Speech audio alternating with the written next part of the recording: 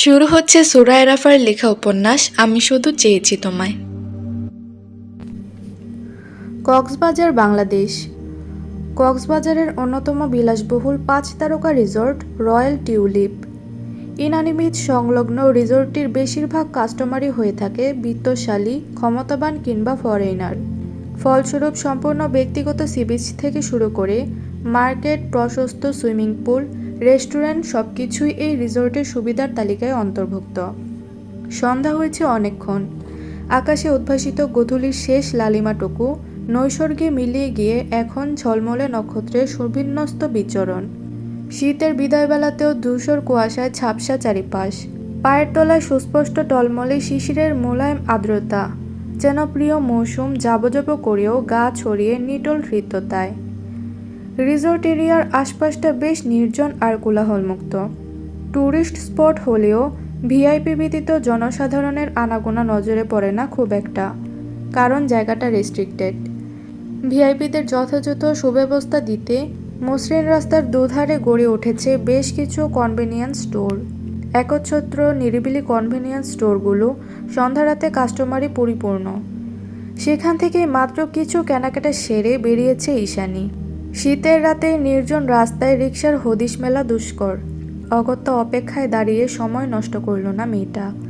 বাড়ি এখান থেকে বেশ দূরে, এখনই হাঁটা না ধরলে রাত হয়ে যাবে অনেক। সেই ভেবে কাঁধের জুৎসই টোট ব্যাগ আর হাতের ভারী জিনিসগুলো নিয়ে ধীর কদমে বাড়ির পথে পা বাড়ালো ঈশানী। ল্যাম্পপোস্টের ঝকঝকে আলোয় পরিষ্কার দৃষ্টিসীমা, তাই হেঁটে যেতে ব্যাগ পোহাতে হচ্ছে না মোটেই। সামনের দিকে হয়তো হলদে আলোর রোশনাই কমে যাবে খানিক, তখন ফোনের ফ্ল্যাশ জ্বালিয়ে নেওয়া যাবেক্ষণ। আধারের ভয়ে ঘাবড়ালো না ঈশানী, ভেতরে সাহস সঞ্চার করে এগুলো সবে কি। তখনই নীরবতা ছাপিয়ে অকস্মাৎ বেজে উঠল মুঠোফোন। ফোনের আওয়াজে অতর্কিতে কম্পিত হলো ভীত মেয়েটার নাজুক হৃৎপিণ্ড। কয়েক সেকেন্ড অক্ষিপুট বুঝে নিজেকে সামলালো সে। সামান্য ফোনের আওয়াজে ওর এহেন হৃৎকম্পন দেখে মনে হচ্ছে অযাচিত কোনো বেনামি আশঙ্কায় নিরন্তর বুঁদ হয়ে আছে মেয়েটা। টোট ব্যাগের সাইড পকেটে আপন সুরে তরঙ্গোচ্ছ্বাসে ভাসছে যান্ত্রিক বস্তুটি। সময় অতিবাহিত করল না ঈশানী। ন্যস্ত হাতে টেনে টুনে পকেট থেকে বের করে আনলো মোবাইলখানা। অতঃপর স্ক্রিনে ভেসে ওঠা নাম্বারে এক পল অবলোকন করে হাসি মুখে রিসিভ করলো সেটি। কানে ধরার প্রয়োজন পড়ল না, ভিডিও কল দিয়েছে নিঝুম। এই পাশ থেকে কল রিসিভ করার পরপরই কথার জোয়ার ভেসে এলো অপর প্রান্ত থেকে। কিরে, রাতের বেলায় রাস্তায় কি করছিস? এখনো বাসায় যাসনি কেন? অধর প্রসারিত করে ফিচেল হাসল ঈশানী, জবাব দিল, কাজ শেষে কিছু কেনাকাটা ছিল, তার উপর রাস্তায় রিক্সাও নেই। বোধগম্য স্বরে ফের প্রশ্ন ছুড়ল নিঝুম, কি বলিস? লাজ ফার্মা থেকে তোদের বাড়ি এত দূর? মেয়েটার ভবঘুরে স্বভাব আর গেল না। দীর্ঘশ্বাস ছাড়ল ঈশানী, বলল, গত সপ্তাহে যে বললাম লাজ ফার্মার চাকরিটা আরও 2 মাস আগে ছেড়েছি, সেটা ভুলে গেলি? নিজের মাথায় চাটি মারে নিঝুম। ভোলাভুলির স্বভাব ওর বহুদিনের। পুনরায় প্রশ্ন করার ফুরসত না দিয়ে নিজেই বলতে আরম্ভ করে ঈশানী, এখন একটা বুটিক হাউসে আছি, স্যালারিও ভালো, বার্মিস মার্কেট। বাড়ি থেকে অনেকটা দূরে, তবে প্রাইভেট এরিয়া হওয়াতে ঝামেলামুক্ত। নির্লিপ্তে মাথা দোলালো নিঝুম। মুখ দেখেই বোঝা যাচ্ছে ওর মনটা খুব বেশি ভালো নেই। ফলশ্রুতিতে আগ বাড়িয়ে শুধালো ঈশানী, তোকে আজ এত আনমনা লাগছে কেন বলতো? কিছু হয়েছে? স্টাডি টেবিলের এক কোণে স্থবির দাঁড়িয়ে থাকা টেবিল ল্যাম্পের সুইচটাকে অন অফ করতে করতে বিষণ্ণ স্বরে বিড়বিড়ালো নিঝুম, আমি একজনকে খুঁজছি রে ইস্যু, কিন্তু পাচ্ছি না। তাকে খুঁজে পাওয়ার প্রয়াসে কতগুলো বিকেল সি আর বিতে বসে রইলাম। বিনা ফুরসতে কাটিয়ে দিলাম ঘন্টার পর ঘন্টা, কিন্তু তার দেখা আর পেলাম না। তুই ঠিক কার কথা বলছিস বলতো? ভাবনার সুতো ছিঁড়ে যায় নিঝুমের। চকিতে মোবাইল স্ক্রিনে চোখ বুলিয়ে না সূচক মাথা নাড়ায় নীরবে। কথা ঘোরানোর পায়তারা করে বলে, তোর হাতে ওগুলো কি বলতো? দেখে তো মনে হচ্ছে বেশ ভারী। সম্মতি জানালো ঈশানী, তপ্ত শ্বাস ছেড়ে বলল, এগুলো সিকিউরিটি ক্যামেরা, বাড়িতে গিয়ে রুমে লাগাবো, 2-1টা নিজের সাথেও রাখবো। ঈশানীর কথায় ভ্রু কুঁচকে গেল নিঝুমের। সবটুকু মনোযোগ স্থির হলো মোবাইল স্ক্রিনে। চটজলদি কৌতূহলী স্বরে বলে উঠল, সিকিউরিটি ক্যামেরা মানে? হুট করে গোয়েন্দাগিরি শুরু করলি নাকি ইস্যু? বাক্য শেষে অট্ট হাসিতে ফেটে পড়ল নিঝুম। মুহূর্তেই ভ্যানিশ হলো ওর হৃদয়ের উৎপীড়ন। কিন্তু ঈশানী বিমূর্ততার ফ্যাকাশে মুখাবয়ব। আমার কেন যেন মনে হচ্ছে কেউ আমাকে সারাক্ষণ স্টক করে নিঝুম, শুধু রাস্তাঘাট কিংবা মোবাইল ফোনে নয়, এমনকি বাড়িতেও। ঈশানীর কথায় স্তব্ধ হয়ে গেল নিঝুম। মুহূর্তেই উবে গেল খিলখিল হাসির ঝংকার। মলিনতা গ্রাস করল সমগ্র মুখমণ্ডল। তৎক্ষণাৎ আশ্চর্য কণ্ঠে বলে উঠল, মানে? এপাশ থেকে গম্ভীর দীর্ঘশ্বাস বেরিয়ে এলো ঈশানীর নিগুড় চিত্তচিরে। চিন্তিত স্বরে বলল, জানি না। গত 2 মাস ধরে আমাকে কেন্দ্র করে আশেপাশে ঘটে যাওয়া ঘটনাগুলো প্রচণ্ড উদ্বেগ দিচ্ছে মস্তিষ্কে, যেন সবকিছু একই সূত্রে গাঁথা। তার উপর ওই রেস্ট্রিক্টেড নাম্বারটা। কি হয়েছে গত 2 মাসে? কথা বলতে বলতে কখন যে ইনানির সড়ক ছাড়িয়ে মহল্লার সৌরগলিতে পা বাড়িয়েছে খেয়াল নেই সুর। এই রাস্তার ল্যাম্পপোস্টগুলো নষ্ট পড়ে আছে, আলোর দিশা নেই। সহসা ফ্ল্যাশ জ্বালিয়ে হাঁটতে হাঁটতে ফের নিঝুমের কথায় মনোযোগ স্থির করে ঈশানী। নানান জটিলতায় একাগ্র প্রশ্নবিদ্ধ মেয়েটা কথার মাঝেই ধীরে ধীরে ডুবে যায় ভাবনার অতলে। লাজ ফার্মায় যুক্ত হওয়ার পরে বেশ কয়েকদিন ভালোই গিয়েছিল।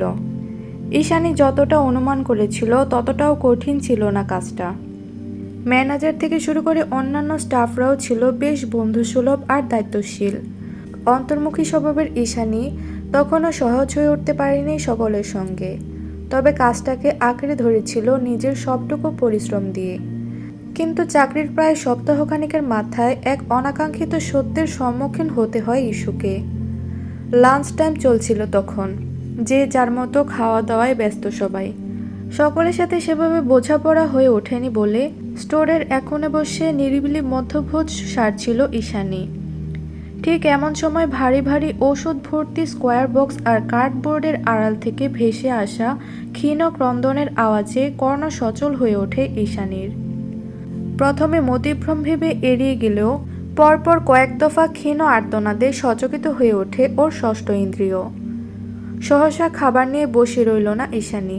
তাড়াহুড়ো করে উঠে সরু কদমে এগিয়ে গেল জিনিসপত্র ভর্তি অন্ধকার স্টোররুমের অভিমুখে। কয়েক দফা কার্ডবোর্ডের আঁকাবাঁকা স্তূপ পেরিয়ে অনাকাঙ্ক্ষিত এক দৃশ্যপটের সাক্ষী হয়ে থমকাল ইস্যু। দেখল ওর থেকে কয়েক হাত দূরে সকলের দৃষ্টির আড়ালে ভালো মানুষ সেজে থাকা শপের ম্যানেজারের পশুসুলভ আচরণ। সেই তখন থেকে বিশ্রীভাবে গালিগালাজ করছে একটা ফিমেল স্টাফকে। শাসানোর নাম করে বারবার দৃঢ় হাতে স্পর্শ করছে মেয়েটার নাজুক শরীরের বিভিন্ন স্থান। কাজের দোহাই দিয়ে আজে বাজে কথা বলার পাশাপাশি চোখের লেলুপ দৃষ্টি দিয়ে যেন গিলে খাচ্ছে মেয়েটাকে। নাম মুনিয়া। বয়সে ঈশানের থেকে ছোটই হবে। অহেতুক নোংরা হাতের স্পর্শে ক্রমাগত কুঁকড়ে যাচ্ছে মেয়েটা। নিঃশব্দে কাঁচামাচো হয়ে দাঁড়িয়ে অশ্রুজল বিসর্জন দিচ্ছে অবিরত। সুইট ডেমন, দাঁতে দাঁত পিষে বিড়বিড়ালো ঈশানী। চোখের সামনে এহেন দৃশ্য অবলোকন করে মুহূর্তে ক্রোধান্বিত হয়ে ওঠে ওর ভেতরের অগ্রাসী সত্তা। ফলস্বরূপ জোর পদধ্বনিতে এগিয়ে গিয়ে এক ছটকায় মুনিয়ার শরীর থেকে লোকটার হাত সরিয়ে দিল রক্তিম চেহারার নীলাম্বরিণী। আচানক কাণ্ডে হতচকিত হলো লোকটা। তড়িৎ বেগে ঘাড় ঘুরিয়ে ধমকে উঠল ঈশানীকে। সাহস তো কম নয় তোমার, আমার কাজে বাধা দিচ্ছ? মেয়েদের ফিজিক্যালি অ্যাভিউজ করাটা বুঝি আপনার কাজ? জ্বলন্ত নীল চোখে দাও দাও করছে ক্ষুব্ধতা। মুখশ্রীর জোরে অকৃত্রিম লাবণ্যতার দ্যুতি। চেহারায় ভয়ের লেশমাত্র নেই। ঈশানীর এমন গায়ে পড়া প্রতিবাদ দেখে খেকিয়ে উঠল লোকটা। কণ্ঠে একরাশ বিরক্তি ধরে রেখে বলল, ভুল করেছে, তাই শোধরানোর জন্য শাসন করছি। বেশি ফটর ফটর না করে যাও তো, কাজে যাও। নির্দ্বিধায় মুনিয়ার হাত চেপে ধরে ঈশানী কঠোর স্বরে বলে, আমি তো যাবই, সাথে মুনিয়াও যাবে। তৎক্ষণাৎ মুনিয়ার অত্ত হাতের কবজিটা শক্ত করে টেনে ধরে ম্যানেজার। ঈশানীর চোখের কাঠিন্যতা পরখ করে অত্যন্ত রূঢ়স্বরে বলে, আমার অনুমতি ছাড়া এক পাও এগোবে না মুনিয়া। চাকরি হারানোর ভয় থাকলে এক্ষুনি কাজে যাও। দেখে কি মনে হয় ভয় পাচ্ছি আদৌ? এক বলে ছক্কা হাঁকালো ঈশানী। লোকটার লোলুপ দৃষ্টিপানে আঙুলের ইশারা করে বিদ্রুপাক্ত স্বরে বলল, আপনার এই নোংরা চেহারাটা সবার সামনে আসা উচিত। কথা শেষ করে মুনিয়াকে আশ্বস্ত করল ঈশানী। পৃষ্ঠদেশে সম্মোহনে হাত বুলিয়ে বলল, মুনিয়া চলো। এগুলো না মুনিয়া। উল্টো কুণ্ঠিত দৃষ্টি ফেলে আড়ষ্ট হয়ে চেয়ে রইল ম্যানেজারের পানে। কি হলো, তুমি কি ভয় পাচ্ছ? এবারও ঈশানীর কথায় কোনোরূপ প্রত্যুত্তর করল না মেয়েটা। বিনা বাক্যে মাথা নমিত করে রাখলো চুপচাপ। মুনিয়ার এই নিশ্চুপতা ম্যানেজারের জন্য ছিল ঈশানীকে পরাস্ত করার মোক্ষম হাতিয়ার, আর সঙ্গে সঙ্গে সেটাই প্রয়োগ করল লোকটা। এগিয়ে এসে মুনিয়ার হাতটা এক ছটকায় ছাড়িয়ে অত্যন্ত বিশ্রী ভাষায় ধরাশায়ী করতে উঠে পড়ে লাগলো সে। ফাউল মেয়ে ছেলে, বেশি লায়কগিরি দেখাচ্ছ এখানে। আমার স্টাফদের আমারই পেছনে লাগিয়ে প্রতিবাদ শেখানো হচ্ছে। এমনভাবে সর্বনাশ করে ভাইরাল করব না যে সারা জীবনের মতো প্রতিবাদ করার শখ ঘুচে যাবে। তার মানে মুনিয়াকেও একই ভয় দেখিয়েছেন? দুহাত মুঠিবদ্ধ করে শক্ত কণ্ঠে বলে ওঠে ঈশানী। ওর জুৎসই কথায় হিতাহিত জ্ঞান শূন্য হয়ে পড়ে লোকটা। মেজাজের খেই হারিয়ে আক্রমণাত্মক স্বভাবের বহিঃপ্রকাশ ঘটে তৎক্ষণাৎ। ঈশানী কিছু বুঝে ওঠার আগেই শক্ত থাবায় ওর চুল টেনে ধরে লোকটা। রেশমের মতো মোলায়েম চুলগুলো খামচে ধরে রাগে গজরাতে গজরাতে বলে ওঠে, বড্ড বেশি কথা বলিস মা। এর মধ্যে একটি গালি দেওয়া হয়েছে, যা আমি বললাম না, আপনারা বুঝে নিন। তোরও ভিডিও করবে এবার। একা এতটা দুঃসাহস দেখানোর অনুশোচনায় ভেতর ভেতর শিউরে ওঠে ঈশানী। রাশিয়াতে কাটিয়ে আসা ওই নৃশংস কালো দিনগুলো মুহূর্তেই হানা দেয় মস্তিষ্কে। মনের শঙ্কায় আড়ষ্ট হয়ে গতি হারায় আত্মবিশ্বাস। ভেতর ভেতর যাই হয়ে যাক না কেন, দমে যায় না সে। হাতের কাছে কুড়িয়ে পাওয়া কার্ডবোর্ড দিয়ে আচমকা আঘাত করে বসে লোকটার মুখ বরাবর। নমনীয় কার্ডবোর্ডের আঘাতে টলল না ম্যানেজার, বরং দ্বিগুণ ক্রোধে ওকে ছুঁড়ে মারল স্তূপাকৃতির ওষুধের বক্সগুলোর উপর। মুহূর্তেই ঝনঝন করে ভেঙে গেল সব।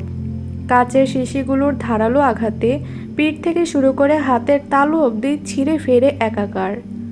সঙ্গে সঙ্গে অতর্কিত যন্ত্রণায় দিশেহারা হয়ে চোখ খিচে ব্যথাতুর আর্তনাদ করে ওঠে ঈশানী।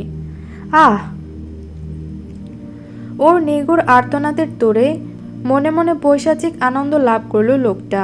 ফলস্বরূপ একই কাজের পুনরাবৃত্তি করল ফের।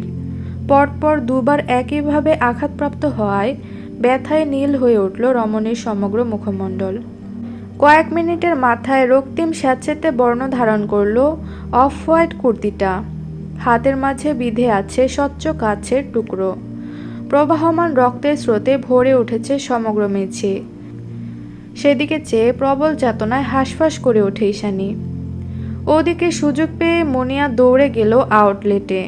কাহিনী বিশ্লেষণ করার কোনোরূপ পায়তারা না করে হাঁপাতে হাঁপাতে ডেকে নিয়ে এলো সব স্টাফদের। হতচকিত মুনিয়াকে দেখে স্টাফদের পাশাপাশি কয়েকজন কাস্টমারও উদ্ভ্রান্ত হয়ে ছুটে গেল ভেতরে। তাদের মধ্যে অনেকেই ছিল, অনেকেই। সেদিনের মতো ঘটনার ইতি এখানেই ঘটে। কথার এই পর্যায়ে রাগে রণচণ্ডী ধারণ করে নিঝুম। ফুটন্ত তেলের মতো চিরবিড়িয়ে উঠে বলে, কি বলিস, পুলিশ আসেনি? কোমরে দড়ি বেঁধে চোরের মতো পেটানো উচিত ছিল শালাকে।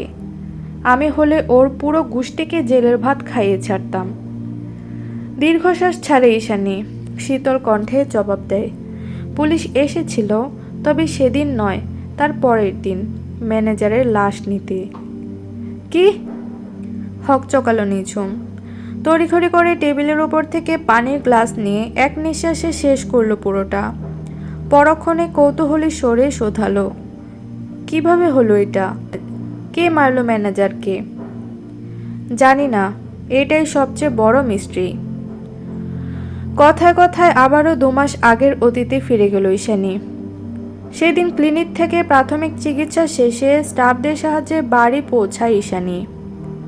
মনে মনে সিদ্ধান্ত নেয় লাজ ফার্মারের আর চাকরি করবে না ও, যার দরুন 7 কর্মদিবসের পারিশ্রমিক আর নিজের জিনিসপত্রগুলো ফিরিয়ে আনার প্রয়াসে পরের দিন অসুস্থ শরীর নিয়ে আবারও শপে উপস্থিত হয় ঈশানী। তবে সেখানে গিয়ে যেই আকস্মিক মর্মান্তিক ঘটনার মুখোমুখি হয় তা এই জীবনে ভুলতে পারবে না ও। চোখের সামনে দুলে ওঠে পুরো দুনিয়া। হতবিহ্বল চিত্তে আহাম্মকের মতো হাঁ করে চেয়ে থাকে এক রাতের ব্যবধানে ধ্বংসস্তূপে পরিণত হওয়া লাজ ফার্মারের দিকে। আশেপাশে সব দোকান ঠিকঠাক, শুধু লাজ ফার্মা উধাও। দেখে মনে হচ্ছে ভারী বস্তু তোলার যন্ত্রের সাহায্যে কেউ ঘুরিয়ে দিয়েছে সবটাকে। কিন্তু কে?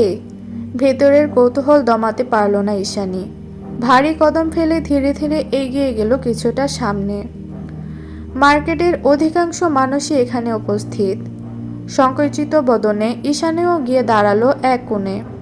তখনই কর্ণগোচর হলো কোনো এক অজ্ঞাত মেয়ে মানুষের হৃদয় বিদারক হাহাকার।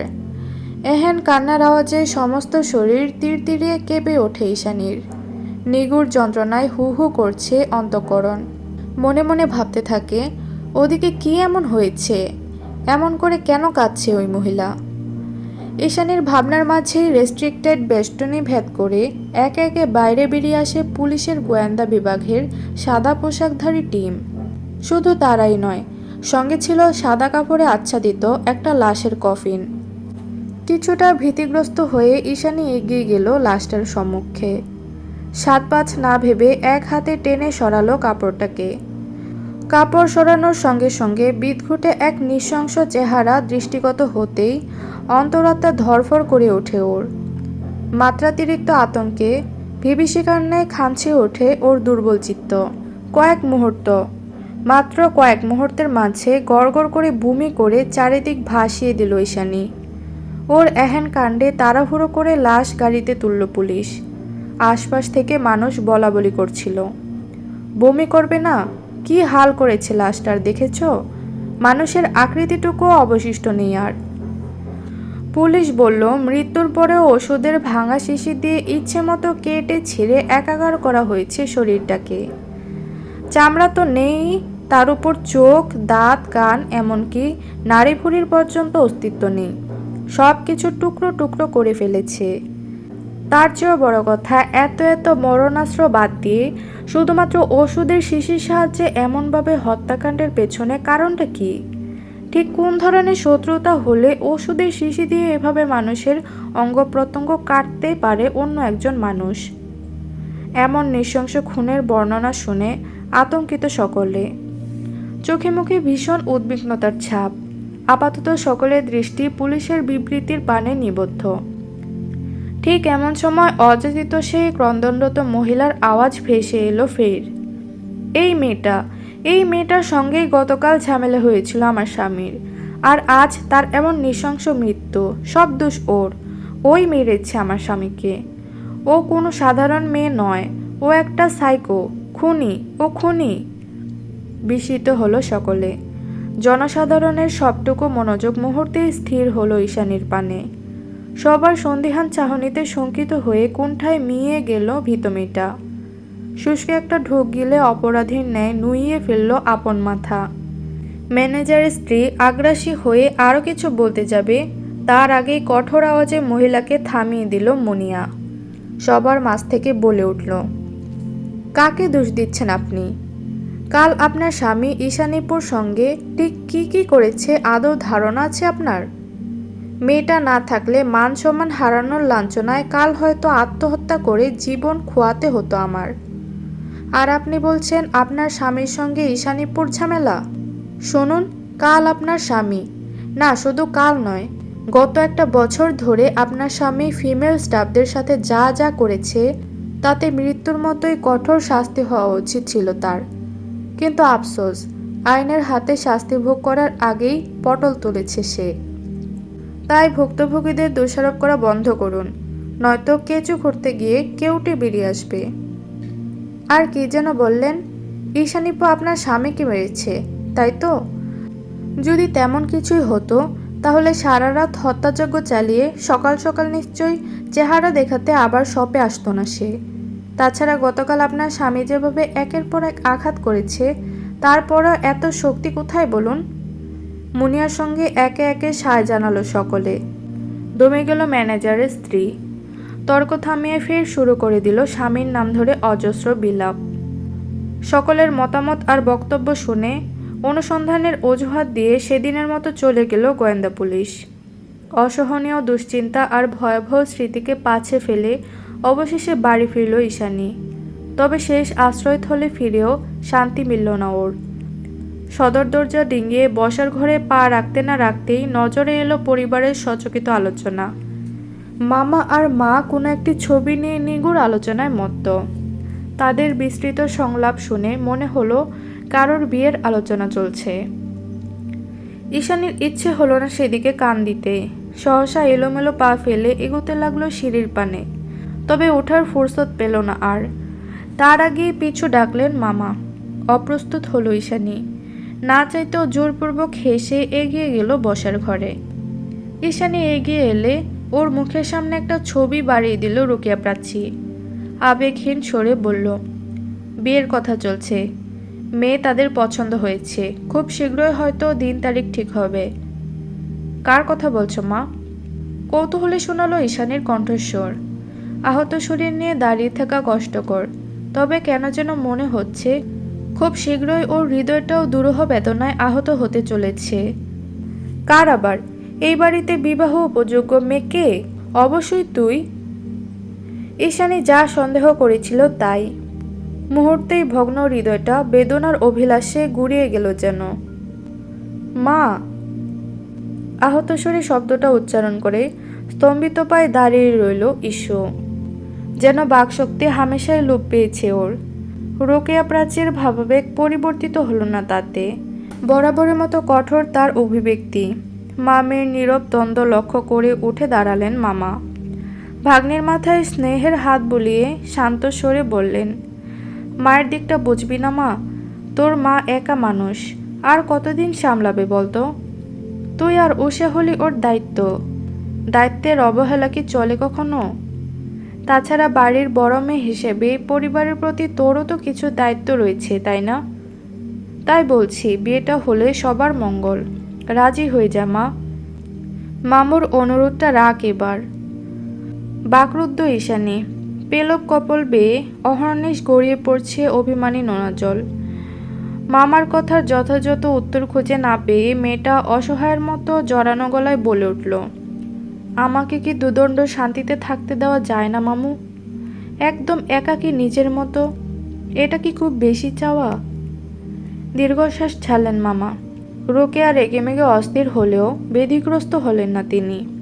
দ্বিগুণ ধৈর্য নিয়ে মেয়েটাকে আদরের স্বরে বোঝালেন, তোকে তো আর আমরা পানিতে ছুঁড়ে ফেলছি না মা, বরং একটা সুন্দর সাজানো জীবনের দিকে ঠেলে দিচ্ছি। ছেলেটা বেশ ভালো, পয়সা কড়ির অভাব নেই। কক্সবাজারে বেশ কয়েকটি মোটেল রয়েছে। বয়স তোর চেয়ে খানিকটা বেশি, তবে দেখতে সুদর্শন। খানদানি পরিবার। বিয়েটা হলে তোকে সহ তোদের পুরো পরিবারকে সারা জীবন পায়ের উপর পা তুলে খাওয়ানোর সামর্থ্য আছে। ওদের সঙ্গে আত্মীয়তা আমাদের ভাগ্যের ব্যাপার মা। এখন তুই রাজি হলেই সব ঠিকঠাক। মামার কথায় থমকালো ঈশানী। গভীর মনে ভাবল, এই তাহলে কাহিনী। ছেলে বড়লোক মানে এরা আমাকে বিয়ে দিয়েই ছাড়বে। বুক চিরে বেরিয়ে এলো আহত দীর্ঘশ্বাস। পর মুহূর্তে ছোট করে জানালো, আমার কিছু বলার নেই। কথা শেষ করে দাঁড়ালো না আর। থমথমে পায়ে প্রস্থান করলো বসার ঘর। ঈশ্বর যাওয়ার পানে চেয়ে ফের গলা উঁচিয়ে শুধালেন মামু, ধরে নিলাম হ্যাঁ। যেতে যেতে নৈশব্দে উপহাস করে হাসল ঈশানী। মনে মনে আওড়ালো, যেন আমার সম্মতি দিয়ে আদৌ কিছু যায় আসে। তারপর বিয়েটা ভাঙল কি করে? কথার এই পর্যায়ে এসে ঈশানীকে থামিয়ে দিয়ে সবেগে প্রশ্ন ছুড়ল নিঝুম। বাড়ির কাছাকাছি ল্যাম্পপোস্টে নিয়ন আলো ছড়াচ্ছে। মানুষজনের আনাগোনা নগণ্য, অথচ স্ট্রিট লাইটের নিচের বেঞ্চিটাতে হঠাৎ মনে হলো কেউ বসা। আনমনা চাহনি গায়েব হলো ঈশ্বর। সচকিত হয়ে ছোট ছোট চোখ করে সেদিকে তীক্ষ্ণ দৃষ্টি ছুড়ল এক পল।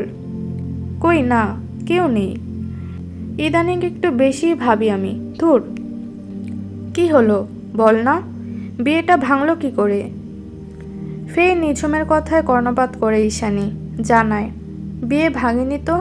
বিয়ের আগের রাতে ছেলের পুরো বাড়িসহ জ্বালিয়ে দিয়েছে কেউ। চোখ কপালে উঠে গেল নিঝুমের, ভয়াতুর স্বরে শুধালো, কি বলিস? ঠিক আছে তো ওনারা? হুঁ, কেউ বাঁচেনি। এক রাতের ব্যবধানে পুরো পরিবার জ্বলে পুড়ে ছায়ে রূপান্তরিত হয়েছে।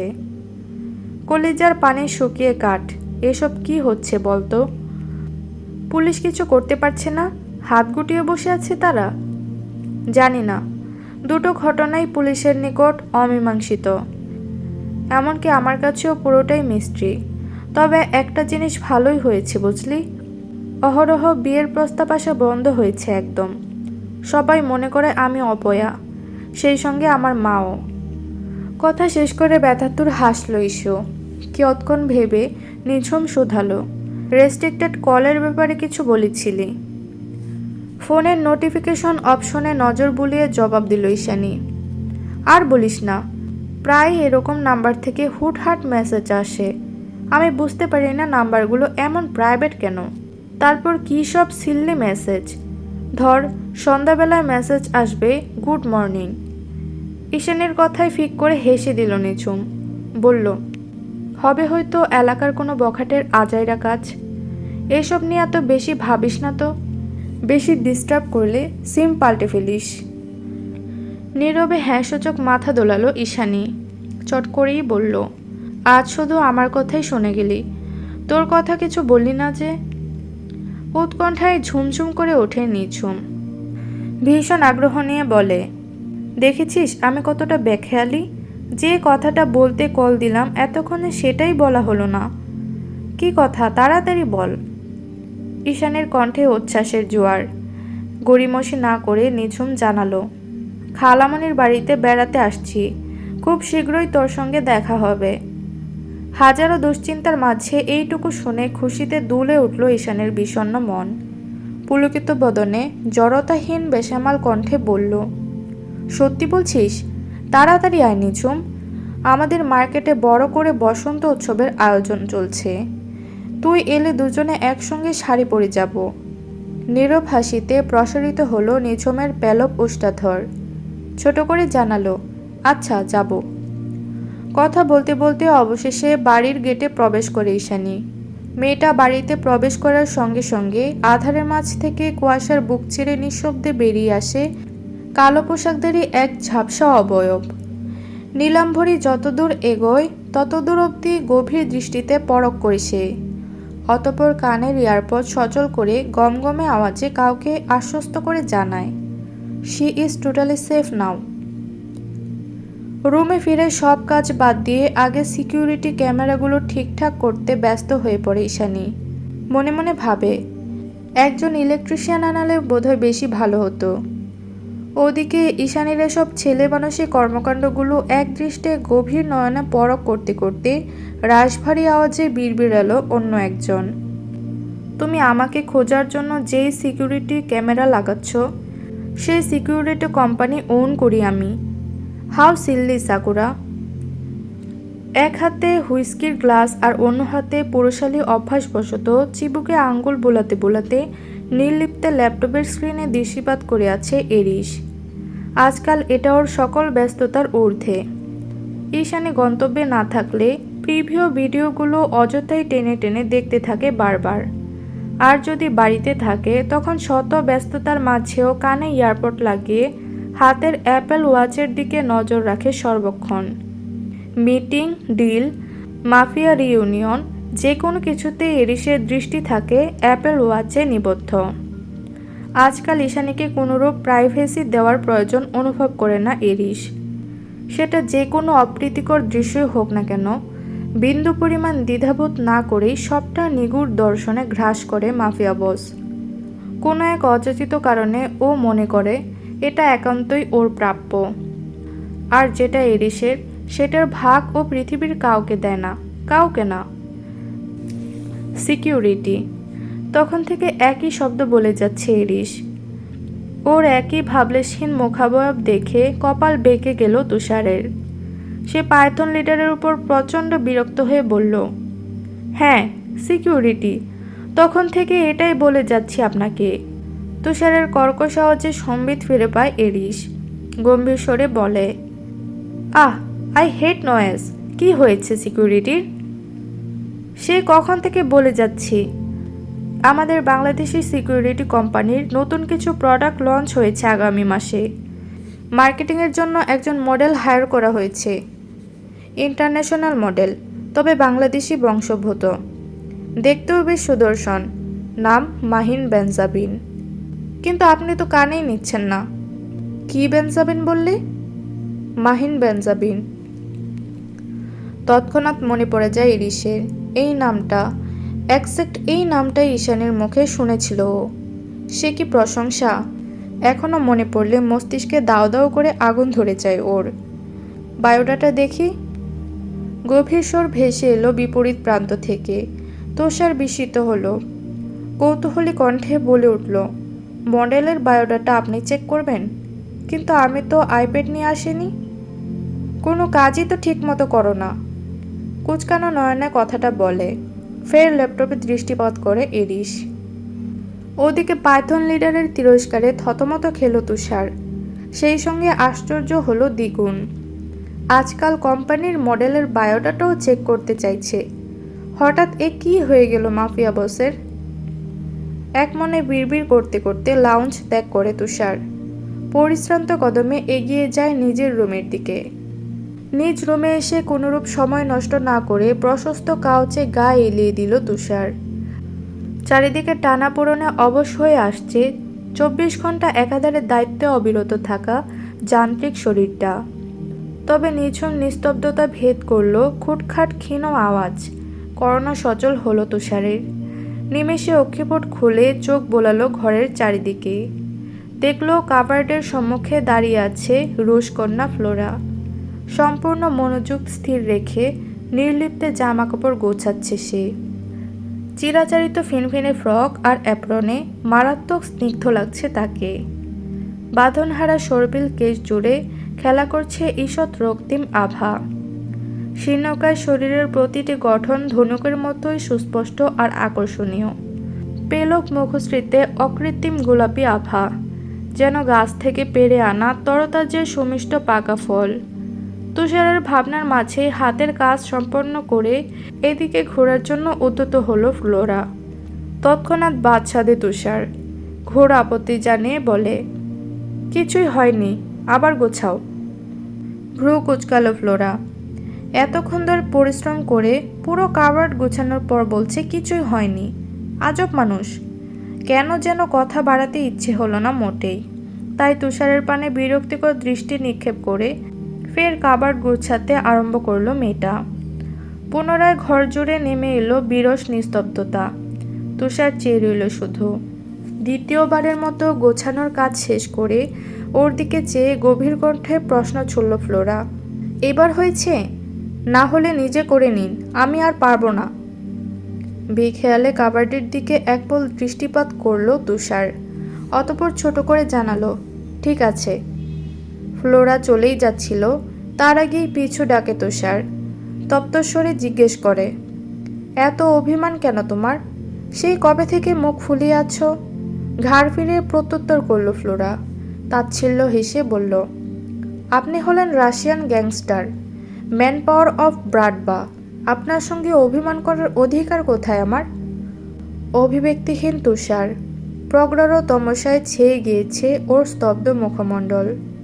চোখের মাঝে এক আকাশ বিষণ্ণতা ধরে রেখে জবাব দিল শুধু, অথচ আমার মনে হয় তোমার যতটুকু আছে তার ন্যূনতম অংশটুকু পৃথিবীর অন্য কারোর নেই। কি বললেন? বুঝিনি। বুঝতে হবে না, এখন যেতে পারো। রাগ হলো ফ্লোরার। একে তো সোজা কথা সোজাভাবে বলে না, তার উপর মুখের সামনে ঠাস করে বলে যেতে পারো। আবারও ভেতর ভেতর অভিমানে হু হু করে ওঠে ওর নাজুক বক্ষপিঞ্জর। অথচ সামনাসামনি বিরক্তির স্বরে ঝাঁঝিয়ে ওঠে বলে, যাচ্ছি। ফ্লোরা চলেই যাচ্ছিল, ফের পিছু ডাকে তুষার। নীরের ছড়ে বলে, লাইটটা অফ করে যেও। আধুনিক সিস্টেম, মুখে বললেই অটোমেটিক অফ হয়ে যায় লাইট। তবু অহেতুক ফ্লোরাকে প্যারাশানি দেওয়ার কি মানে আছে জানা নেই ওর। অগত্যা বিরক্তিবোধ করল মেয়েটা। ধারালো স্বরে বলল, আমাকে তো জ্বালাতন করেন কেন আপনি? কোনো কারণ নেই, স্রেফ অভ্যাস। বউকে গিয়ে করুন, সে এসব অভ্যাস সহ্য করুক, আমি পারবো না।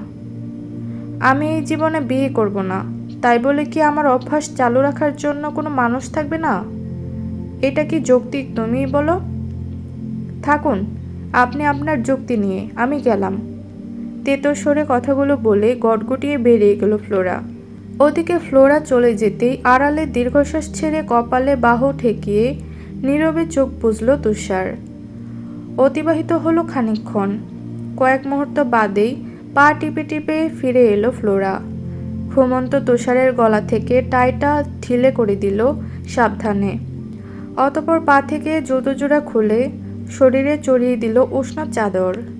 যাওয়ার আগে লাইটটা অফ করে দিয়ে ব্যথাতুর আওয়াজে রিনরিনিয়ে বলল, গুড নাইট।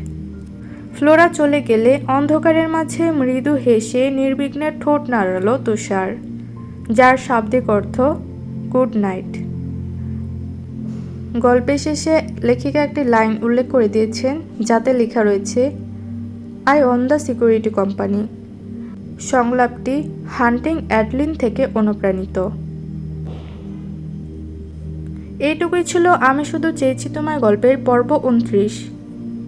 ভিডিওটি ভালো লাগলে একটি লাইক দিবেন এবং পরবর্তী পর্বগুলো দেখতে চ্যানেলটি সাবস্ক্রাইব করে রাখবেন।